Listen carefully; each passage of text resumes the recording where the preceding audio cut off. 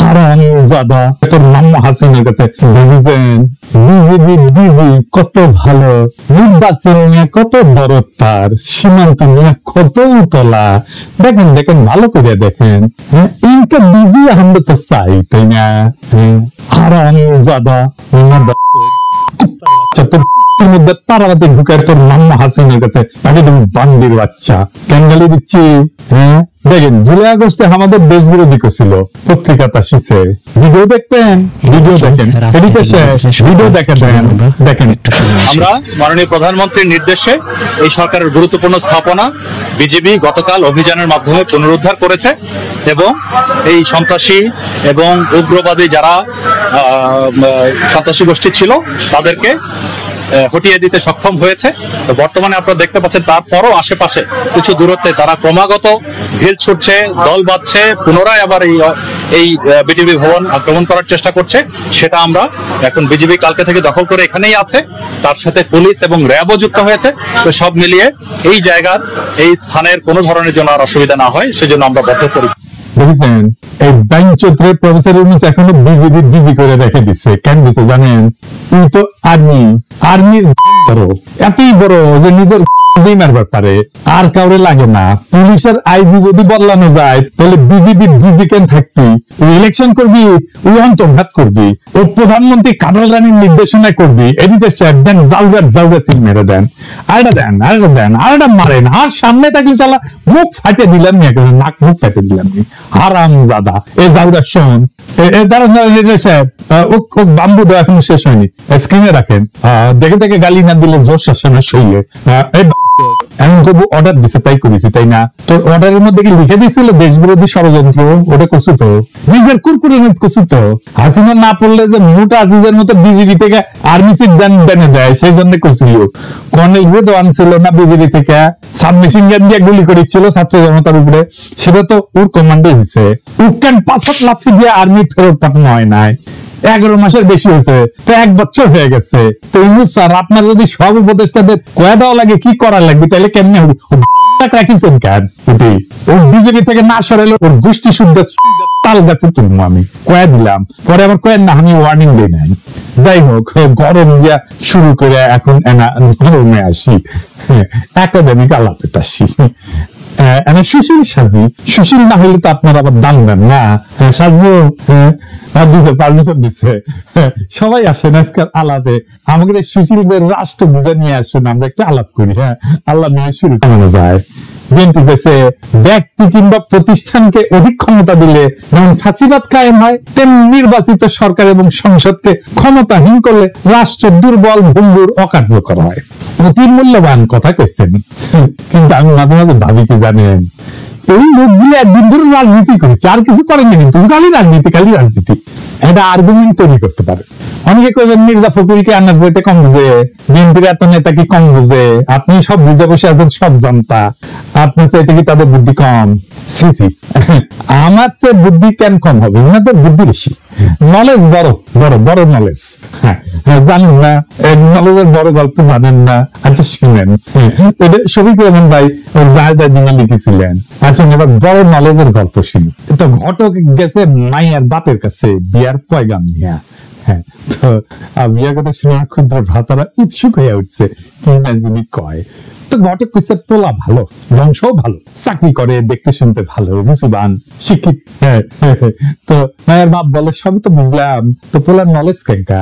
তো ঘটক একটু লাজুক মুখে কয় যে নলেজ বড়ই আছে, গোসল করার সময় তাই দেখেছি আমি, তাই উনাদের নলেজ বড় আছে, এত বড় নলেজ, কিন্তু আক্কেল কম। আমি যদি বিএনপি করলাম তাহলে কইতাম বাংলাদেশ রাষ্ট্রে কার ক্ষমতা বেশি? রাষ্ট্রপতির না, প্রাইম মিনিস্টারের, তাও না, তাহলে কার বেশি? বুঝে ওরা কার বেশি ক্ষমতা? বুঝে না। বাংলাদেশের সংবিধান অনুযায়ী আদালত, আইন, জুডিশিয়ারি হলো রাষ্ট্রের সবচেয়ে শক্তিশালী প্রতিষ্ঠান। এমনকি সংসদ জনগণের প্রতিনিধিত্বকারী সংস্থার চেয়ে বেশি ক্ষমতা দেওয়া হয়েছে এদেরকে। প্রাইম মিনিস্টারের ক্ষমতা কমানোর চেষ্টা করছেন কে? উনি আদালতকে রেখে দিয়া এটাকে কয় বিভ্রম। হাসিনা জুডিশিয়ারির শক্তিরে খায় ফেলেছিল, কিন্তু জুডিশিয়ারি যে সবচেয়ে ক্ষমতাবান, এটাই হলো বাংলাদেশের বিচার ব্যবস্থা, শাসন কাঠামো, রাষ্ট্রের সবচেয়ে বিপজ্জনক সংকট। আপনি পিএম রাষ্ট্রপতিকে সরাইতে পারেন, চৌধুরীকে সরাইল না খালেদা জিয়ার সংসদ। পিএম কে তো জিতে আসতে হয় সংসদে, ভোট কারচুপি কোন দামি কোন নৈশ কোন যাই হোক, একটা ভোট তো করে দেখাইতে হয় যে বইছে ভোট, তাই না? পাবলিকের কাছে যাইতে হয় তো, 5 বছর পরে ক্ষমতা ছাড়তে হয় তো, অন্তত নিয়ম আছে কাগজে কলম হইলেও। আপনি তো বিচারপতি অপসারণ করতে পারবেন না, পারবেন না তা না, পারবেন, কিন্তু সেটা সুপ্রিম জুডিশিয়াল কাউন্সিলের মাধ্যমে। মানে বুঝেছেন তো, 3 জন বিচারপতি দিয়া সুপ্রিম জুডিশিয়াল কাউন্সিল, আমরা আর মামুরা, ওরা যদি মনে করে বিচারপতি ভুল করেছে তাইলে শাস্তি হবে, আর যদি মনে করে বিচারপতির চরিত্র ফুলের মতো পবিত্র তাইলে কিছু হবে না। বিষয়টা না বুঝে দেখি, কারণ এটা গুরুত্ব। বিচারপতি বাংলাদেশে অপারেশনের একটা ব্যবস্থা আছে, নাম হচ্ছে সুপ্রিম জুডিশিয়াল কাউন্সিল। দেখে মনে হয় খুবই গুরুতর ভারসাম্যপূর্ণ একটা প্রক্রিয়া, হ্যাঁ, কিন্তু এটা খেয়াল করেন এই সুপ্রিম জুডিশিয়াল কাউন্সিল কাদের নিয়ে তৈরি? প্রধান বিচারপতি আরো 2 বিচারপতি, মানে বিচারকের বিচার করবে বিচারকই, বন্ধু বিচার করবে বন্ধু, ধরা পড়া চোরের বিচার করতেছে চোরের মামা, এদিকে আপনি ন্যায় বিচার করবেন। তত্ত্বাবধায়ক সরকারের আইন ছিল না, এটা কিন্তু সংসদ বানাইছিল, জনগণের প্রতিনিধিরা বানাইছিল, সেটা আদালত বাতিল করে দিল। তার মানে জনগণের প্রতিনিধি আইন বানাবে, সেটা চাইলে অনির্বাচিত আদালত বাতিল করে দিতে পারবে, যে আদালত কোথাও কারো কাছে জবাবদিহি করে না। তো এখন আপনি প্রশ্ন তুলতে পারেন, আপনি তো কন দাদা যে জুডিশিয়ারি, আইন এবং নির্বাহী এটার একটা ব্যালেন্স থাকতে হবে, কন না একজন একজনকে সেকেন্ড ব্যালেন্স করতে হবে, কন না তো তাহলে জুডিশিয়ারি যদি এটা নাই পারে তাহলে ব্যালেন্স থাকবে কিভাবে? গুরুতর প্রশ্ন। আসেন আরেকটু বুঝে দেখি। তত্ত্বাবধায়ক সরকার আইনটা সংসদ পাস করেছিল, মানে জনগণের প্রতিনিধিরা এটা আইন করেছে, কিন্তু আদালত সেটাকে বেআইনি ঘোষণা করে বাতিল করে দিল। এই প্রক্রিয়া আদালত নিজেই হয়ে ওঠে সর্বোচ্চ ক্ষমতাধর, অথচ সে আদালত সরাসরি জনগণের কাছে জবাবদিহি করে না। এখানে একটা গণতান্ত্রিক দ্বন্দ্ব সৃষ্টি হয়, সংসদ বনাম আদালত, কার হাতে তাহলে চূড়ান্ত কর্তৃত্ব? এটা গুরুত্বপূর্ণ একটা রাষ্ট্রীয় প্রশ্ন, দার্শনিক প্রশ্ন, রাষ্ট্রনৈতিক প্রশ্ন। ধরেন ইসলাম, এটা একটু বোঝার জন্য যে আসলে কার হাতে চূড়ান্ত ক্ষমতা, এটা বোঝার জন্য আমি যে ইসলামিক ধারণার একটা ব্যাখ্যা নিয়ে আসি। ধরেন ইসলামে আপনি আল্লাহ তাআলার কোন শরীক কল্পনা করতে পারবেন? পারবেন না। আল্লাহ ছাড়া কোনো উপাস্য নাই, লা ইলাহা ইল্লাল্লাহু মুহাম্মাদুর রাসূলুল্লাহ, হযরত মুহাম্মদ সাল্লাল্লাহু আলাইহি ওয়াসাল্লাম তার প্রেরিত নবী, আল্লাহর কোনো শরীক নাই এবং হযরত মুহাম্মদ ওনার প্রেরিত নবী। এই ফান্ডামেন্টালটা না মানলে আপনি মুসলমান না। আপনাকে ইসলামের দরজা অতিক্রম করার সময় এই কলেমা উচ্চারণ করতে হবে। ঠিক সেইভাবে রাষ্ট্রের বেসিক ধারণা হচ্ছে জনগণ রাষ্ট্রের মালিক, এইটা আগে আপনাকে বুঝতে হবে। তার ক্ষমতা সার্বভৌম, গণ অভিপ্রায়, জনগণের আকাঙ্ক্ষা, এটা সর্বোচ্চ আইন। গণতন্ত্রে আইন বানানোর অধিকার কেবলমাত্র নির্বাচিত প্রতিনিধিদের। আইন প্রণয়নের সাংবিধানিক ক্ষমতা সংসদের হাতে, কারণ তারা জনগণের সরাসরি ভোটে নির্বাচিত, তারাই জনগণকে প্রতিনিধিত্ব করে, তারাই জনগণের ভয়েস। আর বিচার বিভাগ নির্বাচন প্রক্রিয়া অংশগ্রহণ করে না, তাই তারা প্রতিনিধিত্বশীল না। অপ্রতিনিধিত্বশীল আদালত কি প্রতিনিধিত্বশীল সংসদের সিদ্ধান্ত বাতিল করতে পারে? এটা গণতান্ত্রিক অসাম্য তৈরি করে। আদালতের এই ক্ষমতা মানে আইনসভা বা সংসদের আইনকে চ্যালেঞ্জ করার অধিকার সাংবিধানিক হইলেও সেটার সীমা আছে। আদালতের কাজ হইল আইন সংবিধান বিরোধী কিনা সেটা যাচাই করা, এটাকে বলা হয় জুডিশিয়াল রিভিউ।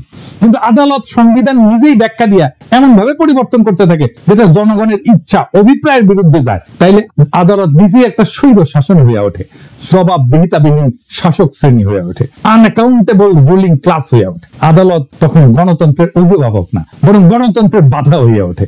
বাংলাদেশে সেটাই হয়েছে। আদালতের ক্ষমতা সীমাহীন হইলে ব্যালেন্স অফ পাওয়ার ভেঙে পড়ে। যদি আদালত চায় তাহলে সংসদে যে কোনো আইন বাতিল করে দিতে পারে।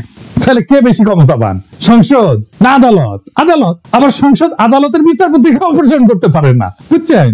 তাহলে এখানে সেকেন্ড ব্যালেন্সের কোন ব্যাকরণ তো কার্যকর থাকে না। অর্থাৎ আদালত নিজেই একটা অদৃশ্য স্বৈরতন্ত্রের রূপ ধারণ করে। তত্ত্বাবধায়ক সরকারের আইন কোন একটা দলের ইচ্ছার ফসল ছিল না তো, এটা সর্বদলীয় ঐক্যমতে রচিত হয়েছিল, জনগণের আস্থার ভিত্তিতে এটা প্রতিষ্ঠিত হয়েছিল। আদালত এটাকে শুধুমাত্র ব্যাখ্যার খেলা দিয়ে বাতিল করে দিল। তাহলে তো আইনের যে একটা গণতান্ত্রিক ভিত্তি আছে সেটাই প্রশ্নবিদ্ধ হয়ে পড়ে। তো আদালতের তো একটা ভূমিকা থাকা জরুরি, কিন্তু সেটা সীমিত। সেটা কি? আসলে আরেকটু বুঝে দেখি।